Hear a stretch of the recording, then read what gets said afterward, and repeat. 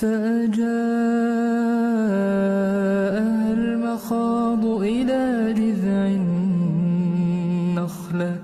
قالت يا ليتني مت قبل هذا وكنت نسيا منسيا فناداها من تحتها